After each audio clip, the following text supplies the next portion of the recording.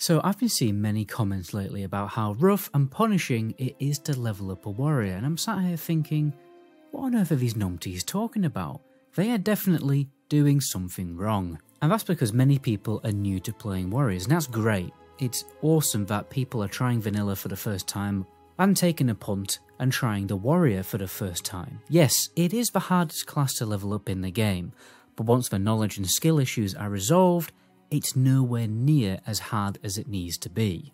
And that's basically the whole point of this video. By the end of it, you should know how to level up a warrior in a way that doesn't suck more than losing Thunder Fury to a rogue or something. So first of all, let's isolate and evaluate the strengths and weaknesses of warrior leveling. Once we understand, we can minimize and maximize them to make leveling smoother. So the first problem is that the warrior actually takes a lot of damage, and this is because you have to face tank everything, and aren't many ways to mitigate damage or heal yourself. So after you've pulled around 3 mobs, you will likely have to stop and eat, whereas other classes like a warlock or hunter can pull about 20 odd mobs without needing to stop, and then other classes, what they can do is just heal themselves and carry on going. We don't have that luxury as a warrior. And this is why it is so important to prioritize mail gear over leather gear, even if the leather gear has very good stats on it. When you have more than 2 pieces of leather gear equipped, you are going to start immediately regretting that decision because of how much damage you will take. So guys, take it easy on the leather gear, even if the leather gear is very good with loads of agility on it. The most I would get away with, personally, would be 2 leather pieces, preferably just 1. And the same goes for when you unlock plate. As soon as you unlock plate, you want to make sure you have a full stack of plate gear because it's so much better. And again, I wouldn't have more than 1 male piece of gear. So yes, unless the piece of gear has unbelievable stats on it, try and get a full stack of plate gear. And this is because of how much damage your armor reduces. It's all that we really have to reduce the amount of damage we take. We don't have abilities really other than something like shield block, which you're obviously definitely not going to use while leveling up, to like mitigate damage. We have to rely on our armor stats. Now, the second thing to do is prioritize green quests and green mobs, or at least quests that are, 1 level below you and you have to kill mobs that are 1 to 2 levels below you. If you do this, you will notice your pace improve dramatically because you have a higher chance to hit the mobs with your weapons because you're higher level than them. So the mobs will die much faster, meaning you will also take a lot less damage. And that's because when you're a level higher, you basically have an increased hit chance on mobs at a lower level. Now, just because a quest goes green does not mean it reduces the XP reward. If you get the add-on quest log experience, you will be able to see with the slider that you have to be many levels above the quest level for the XP to reduce. It's normally 5 to 8 levels depending on the quest, so you don't need to worry about green quests being crap. The reason why people worry about this is because in later expansions like the Burning Crusade, all the quests in Hellfire Peninsula would give a certain amount of XP. Literally every single quest virtually gives the same amount of XP apart from elite quests. And then when you go to a higher level zone like Zangamash or Nagrand, the XP reward for each quest increases by a small percentage. But in vanilla, it's a mix max of just loads of different kinds of XP pulls per quest. It's actually kind of annoying because like a low level quest could give like 2000 XP, but like the quest that you're doing right now that is on level actually gives 1500. It is very random in vanilla, so you don't need to worry about that. One good way to make more quests green would be to do dungeon runs. Most dungeons are at least worth running once to do the quests, but as a warrior I'd recommend doing a little extra dungeon runs than other classes. It's also very easy to do if you offer yourself as a tank to get groups, particularly if you're in some cool spell cleave group.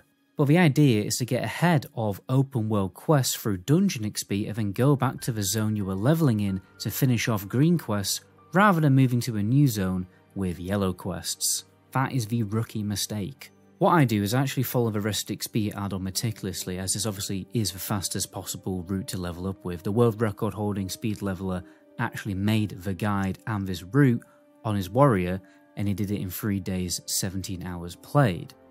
But what I'll do is while I'm following the guide, I'll do some dungeon runs for the quests, so that quests that the guide is telling me to do when I go back to them, are green, and they are therefore much easier to do on my warrior. Luckily, the add-on also puts in the pre-quests for the dungeons into the route, so that's another thing I don't have to worry about. And by the way, Rest6B have offered me an extra 10% discount for a total of a 15% off if you use my link in the description with my coupon code MetaGoblinFresh. Doing some extra dungeon runs will also reward you with more loot, which brings me onto my next point. Warrior, as we know, scale very well with gear, and this is a blessing and a curse because it means without good gear, you hit like a noodle, and once you have good gear, mobs die very quickly. You have to take weapon and gear progression very seriously as a warrior. If you don't replace your weapon every 5 levels, you will suffer the consequences. Sometimes certain weapons will last longer than 5 levels like the Whirlwind Axe, but my point is that upgrades are very important. So you should be aware of what quests give good gear rewards for a warrior. It's usually the dungeon or elite quest, so be sure to do them. But if not, you will have to buy items from the auction house. Obviously, this is a problem when it comes to saving up for your mount, so be sure to look for very cheap and underpriced items that you can quickly steal. Don't spend too much on the auction house, and make sure to also use the auction house to make gold back. But there are plenty of weapon upgrades that you can get from quests. I have listed them all in a Google spreadsheet that you can get if you just subscribe to the channel and go to my subscriber only video. You will see my big weapon progression guide there for every single class in the game. Be mindful though also guys that warriors have to spend the most money out of any other class learning all of their spells, so we also get it pretty rough on that field. You may just have to accept that you won't get your mount straight away at 40, but that's fine because over level 40 the gold per hour increases a lot.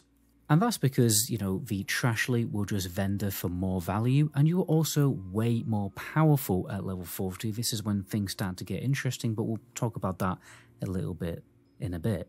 Now, one way to make things easier is to always stick with a two-hander, because then you only have to worry about one upgrade. People will argue a lot about whether two-handers or one-handers are better.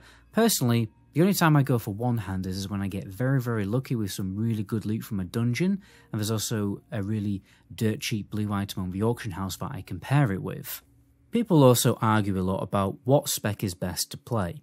Really, both Arms and Fury are very strong. But if you're truly wanting to min-max, you can respec Arms once you get Sweeping Strikes at level 30.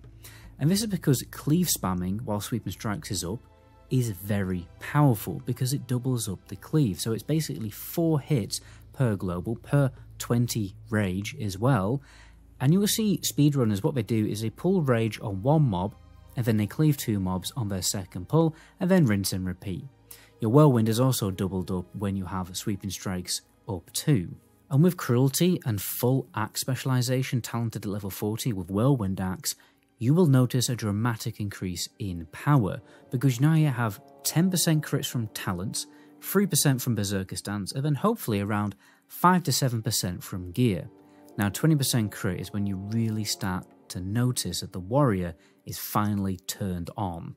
People will also argue a lot about what abilities to use. Some say Rend is a waste of time, others say it's decent and it's worth using and it's like the highest damage per rage ability. Some people will shill Sunder Armor, some prefer just spamming Heroic Strike. The truth is, no one playstyle is correct level 1 to 60 across the board.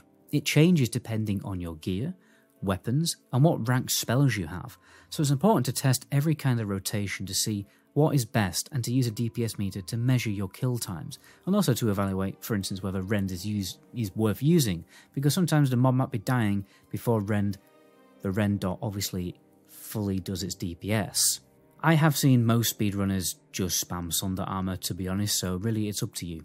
But one thing that is very important is pooling rage and chain pulling effectively so you never waste rage. Using charge as much as you can safely is also important for rage generation. You can also use blood rage between pulls to prevent rage decay when you have to walk further between enemies. I like to pull mobs that are getting low on health to my next mob, and that way I'm basically never out of combat, and I might even use cleave to finish off the mob instead. If you think about it, cleave is very rage efficient because it's basically using a Heroic Strike on 2 people for 20 rage. And when you get Sweeping Strikes, it's even more efficient. and you should be using sweeping strikes basically on cooldown and pulling 2 mobs as often as you can. But remember, some mobs, it's just not happening. You can't cleave certain mobs because they are just a pain in the backside due to their abilities, so don't even bother. You can use this weak aura in-game to show you mob abilities on every single mob that is available in Vanilla WoW, because some mobs CC, and having 2 mobs whack you in the face while you're under a crowd control effect is not good. Dying wastes time, strangely enough. Consumables also make a massive difference when leveling a warrior. The downside is that they usually cost money, but some things like sharpening stones are dirt cheap on the auction house, and they can even persist through death. And to be honest, even having the really cheap consumes is always better than having nothing at all. It's very useful to have a friend who's an alchemist because, for instance, making a basic line strength potion costs 30 copper to make because herbs are so cheap. But they sell for 1 silver 40 on the auction house. So I'd recommend seeing if anyone in your guild can bulk craft you some strength potions to stick in your bank for your leveling journey, because it does make a big difference. Or level up with alchemy yourself, which is also a great idea. It's also amazing to do really easy gold flips, as you can see. But I'm not gonna lie, playing a warrior without engineering might not be such a great idea. And that's largely because it is such a DPS and passing improvement in PvE, and absolutely a needed and essential amount of utility when it comes to PvP. The warrior's main problem really is the fact that he doesn't have great sustainability. Obviously, if you're leveling without bandages, that is a massive amount of unnecessary suffering as well. But obviously the Giga Chad big brain way to do this is obviously to duo level with a healer. When you do this, you will realise that warriors just do so much damage even when you're leveling up, and you can be very, very efficient as a duo with a warrior, but obviously you do need a friend to do that along with, and your schedules need to, coincide.